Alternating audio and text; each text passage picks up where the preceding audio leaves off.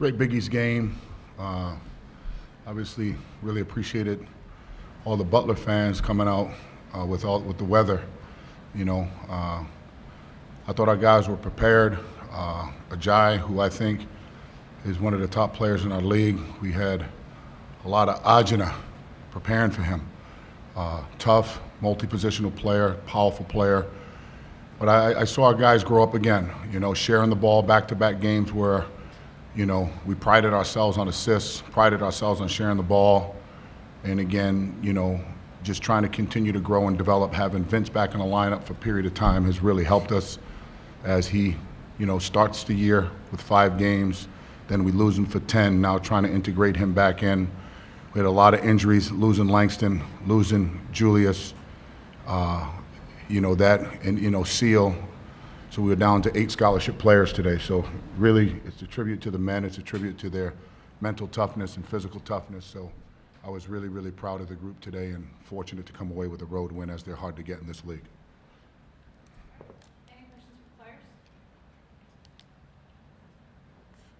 Ready to go. KJ, Ed talks about getting Vince back. 3 is a great thing, but for you as a guy who's played throughout the year, how much have you seen your team change over the last 7, 8 games, especially the last 4 or so? Yeah. He's back under his supposed to be. I think we improved tremendously. I think with him being gone, obviously it was a hurt or a hit to our team, but I think it gave room for guys like Kayvon, Jaden Ford, Jeremiah, all those guys to come in and, really grow in their role and expand and, give us, a spark. And now with Vince back, I think everybody's, back comfortable because, we don't, like with Vince, we got a different type of presence at the rim and an offense in the paint. And I think everybody, is finding their rhythm and, getting more comfortable as, the year goes on. For you defensively, having a guy behind you with that kind of rim protection, how much of that changed what you're able to do on the rim? It changes tremendously. I mean, I can pick up my pressure a little bit knowing, I got Vince behind me and, the other, 3 guys on the court to have my back. But it also gives us a chance to, or have me better off the ball, move around and, playing passing lanes as well. It's obviously good to be back on the floor yourself these past few games. But when you compare what you were able to watch your team play while you were out, when you came back, what do you think you were looking forward to most? Like, here's where I can really help us that we were kind of lacking before. My main goal was to just come back and be the best defensive player that I could be. So I know if defensively, if I do my job, my team has a pretty good chance of winning games. Guys, KJ's I think he's one of the best scorers in the league. Same with Malik. So my job, I wasn't coming here to score. I came here to play defense, protect the rim, make sure that guys could play defense to the best of their ability. KJ's a guy that pressures the ball. So allowing him to do that, allowing Sway to do that, be able to for them to use their defensive abilities. That's all I am. I'm here just to enhance my teammates, really. Yeah. And then any questions for Coach? Coach, you mentioned the preparation you guys had for Giant, and how much is that kind of grown for your team this year? Just the preparation aspects where you can see this is where my coaching has made an impact on the floor. I don't know if my coaching has made the impact so much as the players really focused in on what we're trying to teach. You're only as good as much as they're going to comprehend. So, when preparing for him, he's a load. I mean, offensively, defensively, one of the best rebounders that I've coached against in a long, long time. Somebody who can rebound outside of his area. Bizjack can make shots all over the place. Kaiser, we came in and we said he was an X factor, and boy, did he make an impact in the game. And, they didn't have one of their better offensive games, being one of the better offensive teams in our league. They missed some shots that they normally make, but I thought our guys were really good defensively. I thought we were connected defensively. I thought our men were able to communicate. I don't know if the crowd was able to get into the game based on how the game was being played. So I thought that was a big part of it as well. I've coached in here now 13 or 14 straight years, whatever it's been, and this has always been a really, really tough place to play. Any other questions? Thank you. Appreciate it. Thank you.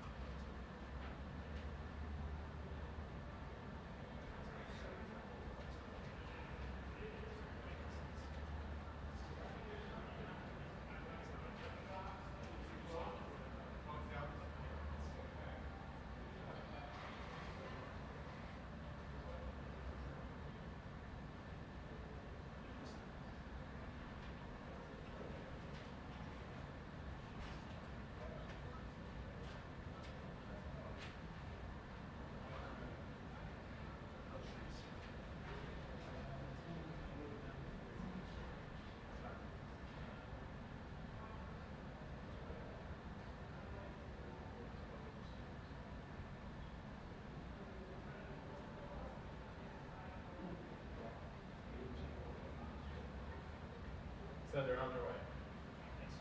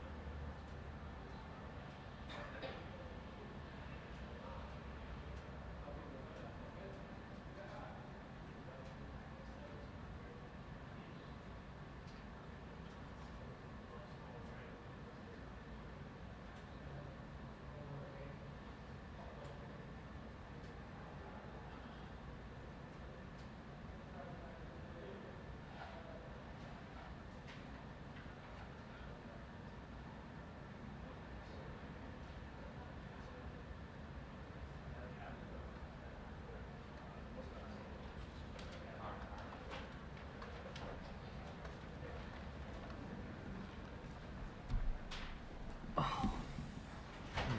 right, we'll start with a couple questions for Jamie, and then we'll let him go, and y'all can chat with Thad. So, questions? Jamie, obviously a career high night for you, 19 points, 7 14 from the field, and of course, outcome not how you wanted. But just what were you seeing out there that just made you really get into rhythm and help the team stay competitive throughout the game? It doesn't really matter to me too much because we lost the game, but I was just trying to be aggressive, get tip-ins, get layups. You know, at the end of the first half there, we were able to get steals, get breakout dunks, get some momentum. So just staying aggressive, but it doesn't really matter if we lose. In that first half, there were a lot of kind of high energy moments, a bunch of dunks, a couple chippy moments between the two teams. How do you keep energy level throughout that? Yeah, so Stink usually sets the tone for us, catches 2 early ones. I dive on the floor, probably hold on to it. Definitely unnecessary, but I thought our team needed the juice at that moment. Get a couple steals, dunks is exactly what we needed. We go on a run, and then halftime, come out a little bit flat. And once they got the lead, they were able to keep it. They were pretty disciplined at the end of the game. Anything else for Jamie? Okay, thanks, Jamie. Get some rest. I'll talk to you. Questions for Thad? Coach, obviously you can't, get rid of the second half of this game. When misses snowball like they did in the second half in particular, you shot the last 7 or where do you grow from finding, not just like, obviously shots will go down in the future, but how do you avoid the snowballing effect in future games when you start missing a few in a row like that? I don't know. I really don't. You can't shoot 15% in the second half of a Big East game and have a chance to win. And I thought, we had layups and every time we got back in striking distance, it was just like, did that really just happen? Did that, like, man? And obviously they were on one, and that's what we talked about after the game. I mean, obviously you got to make shots, and after a while, I think it does wear you down a little bit in terms of defensively. Like, you're thinking, I just missed a layup, or whatever it is. But yeah, I hadn't seen anything like that before. I mean, just the looks that we got that we missed, and obviously they were at critical times. I thought we settled down defensively, as Jamie said, at the end of defensively at the end of the first half, and did a really good job, kind of getting it to 4 at halftime when we were down 11 or whatever it was. But we didn't have enough of what we needed, and they hit some timely big shots as we've seen happen to us. So obviously the results were missing, but how would you describe the process there down the stretch? And what did you like or really dislike about what you saw from movement or shot selection? Well, I thought we got the ball to the rim, and you know how many of them like just rolled off, and you know you're saying like, ooh, I don't know if this is going to be our day today, and you know they had a couple that just sort of rolled in. I thought you know the three that Lewis hit challenged at the end of the shot clock was a really tough shot, and you know we weren't able to do that. Coach, the rotation today was a little bit different than we're used to. I know Yame didn't play in the second half. Evan played maybe 5 or 6 minutes. Why did you decide to go with just 7, and why those? You know, I thought Afosa, like Jamie alluded to, I thought he brought some pretty good energy, and you know, it was more matchup. You know, we were trying to find guys that had made shots, and you know what I mean. Like we were hoping that something was going to click there, but that was probably more of the gist of what we were doing. Was there any thought to bringing Evan back in for more of an extended run? I know he was 1 for 4 today, but one of your best shooters. On a day when the shots aren't falling like that, why not give him more time? If you notice what they did when he checked in every time, they went right at him, and he was struggling. I mean, they just ran straight ISOs in the post there, and there's 2 ends of the floor. He's got to guard better, and you know, and we were trying to avoid those because they had lineups in where we were switching more, and they kind of mismatch hunted us there, and you know, we get him better at that. How's Robinson left the game holding his hand? I think I haven't seen him yet, but I think he's okay. I hope. Yeah, there was tape on it after the game, but I haven't had time to get the assessment yet of kind of the battle scars. Coach, there have been that many games this season where teams have been able to slow down the Giants as much, both scoring and on the glass. How has that changed, really, especially what you guys need to do outside of him? Yeah. You know, I thought that Michael had some opportunities. He missed some reads that he could have. And they did the same deal. They loaded up when he got the ball. They were in position there. But he's got to see the game a little bit better. He's got to think the game a little bit better, just in terms of where he can find his avenues to score. In particular, in the first half, on a positive note, it seemed like Jamie was doing a little bit more off the dribble than he maybe was earlier in the season. Maybe the same the last couple games as well. How much have you guys given him a little more responsibility in that aspect, where he's taking on more, not just Yeah, you know, I'll say this. I thought Jamie took what they gave him tonight. When they pressed up on him, he went by him. He was with a few ball screens. He was pretty patient, waiting for them to set the screen.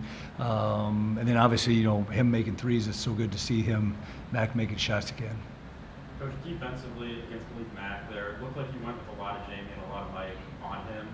How would you evaluate the way that Mike helped defend him and the job he did against that? Yeah, he's so shifty, and he's such a smart player.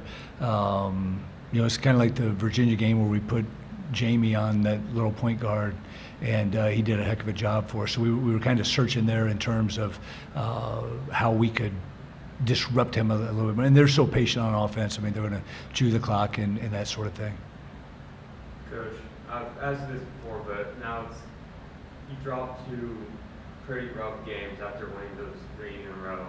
Just what's the message to the team, and where do you guys go from here with just a couple of Big East games left in the schedule? You know, we got to get it back. We got to play better. We have to.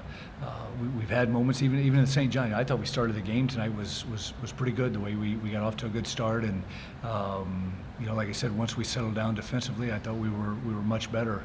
But it's a 40-minute game, man, and you know, we for whatever reason didn't have that. Just we're going to get a stop right here. We're going to do this thing, and that's got to come from within those guys, and the 5 guys that are on the floor, and the guys checking into the game. They got to come in and be ready to do their job. 1 or 2 more. Coach, you didn't play Georgetown when they didn't have big hits, but as you were scouting before this game and you see in fruition today on the court, how much different are they when he's on the floor and changing them defensively in particular? Yeah, they're a completely different basketball team. I mean, that kid is an unbelievable center. He's got a great touch. You watch him, you don't know if he's right-handed or left-handed, taking his shoulders away. You know, he is a presence at the rim, and no, I would say, you know, like I told him before the game, that we were rolling early, then we lost him, and you know what a difference that makes. Anything else? Thanks, guys. Thanks.